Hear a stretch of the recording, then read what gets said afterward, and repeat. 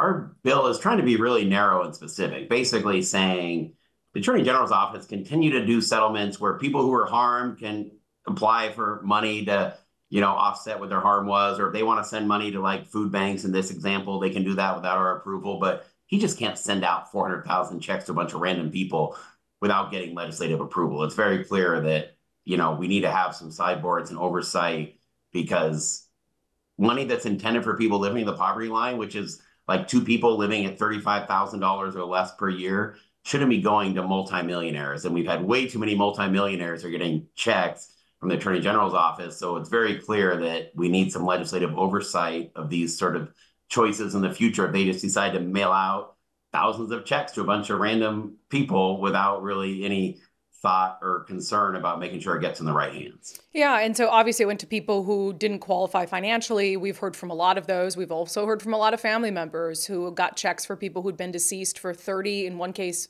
40 plus years. So there's the guardrails you're trying to put in place for the future. Is there any oversight power the legislature has right now to get to the bottom of what happened?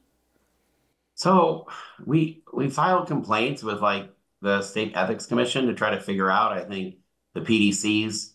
Obviously, the angle here is that the Attorney General's office was basically using his office for political gain. And I think that's the core of what's happening here. I don't think it takes a rocket scientist to realize why there was such a rush from the AG's office to mail out these hundred thousands of checks. And I don't know. My big frustration is I think back to 2012 when Ferguson was running for Attorney General originally, had our then Attorney General, Rob McKenna, who was also running for governor, if he had sent out a bunch of checks intended for people to the poverty line to a bunch of multimillionaires, oh my God, there would have been hell to pay. I can't even imagine the amount of ruckus that would have created from Bob's camp as he was running for office. And so I just think there's a lot of hypocrisy here that they're not taking more accountability for how bad this process went. Yeah, it seems like it should be universally. This was supposed to go to people who really need it. It obviously didn't. Let's get to the bottom of it and not do it again.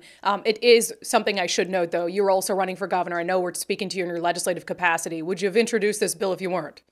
I would have. Absolutely. I mean, I always say my role in the Democratic caucus is to be vocal, to hold ourselves to a standard we would expect the other party to be held to.